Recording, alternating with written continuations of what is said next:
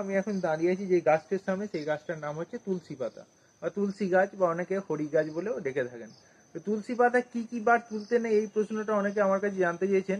তুলসী পাতা রবিবার, সংক্রান্তি, অমাবস্যা, পূর্ণিমা এবং দ্বাদশী এই দিনগুলোতে তুলতে নেই।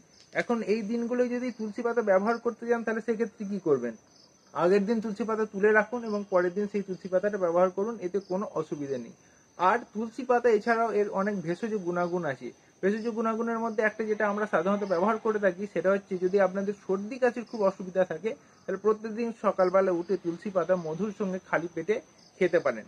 আর তুলসী গাছকে আমরা নারায়ণকে বা শালগ্রাম শিলাতে অর্পণ করে থাকি চন্দন মাখিয়ে। তুলসী গাছের সম্পর্কে এই ব্যাপারটা যদি আপনি প্রথম জেনে থাকেন তাহলে অতি অবশ্যই কমেন্ট করে জানান। আর যদি নতুন কিছু জানার থাকে সেটাও কমেন্ট করে জানান। আর যদি ভিডিওটা ভালো লেগে থাকে ভিডিওটি অতি অবশ্যই সকলের মাঝে শেয়ার করে নিন।